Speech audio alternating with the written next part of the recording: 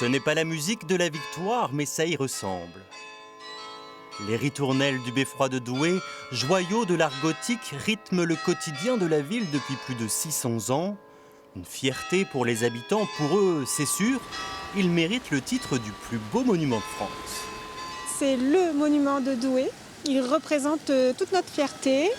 Et avec ce beau carillon qui résonne tous les jours, on est trop fiers.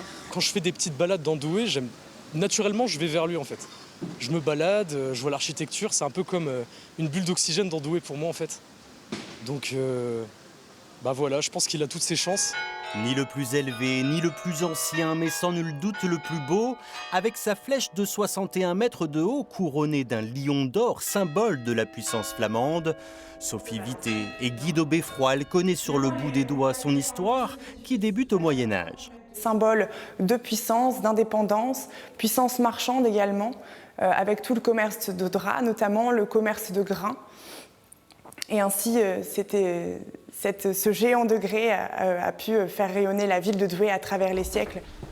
Mais le trésor du beffroi est plus haut, il se mérite. 196 marches pour atteindre la salle du carillon, unique en son genre, un atout imparable pour gagner le concours. On a un ensemble de 62 cloches à cet étage, qui fait un ensemble de 18 tonnes de bronze. C'est un des plus vastes carillons de France, donc c'est tout naturellement qui doit être élu grâce à ce bel instrument. Et pour l'anecdote, ce sont ces cloches et non celles de Berg que l'on entend dans le film Bienvenue chez les Ch'tis. Au pied du beffroi, rendez-vous dans la salle gothique de l'hôtel de ville édifié au XVe siècle.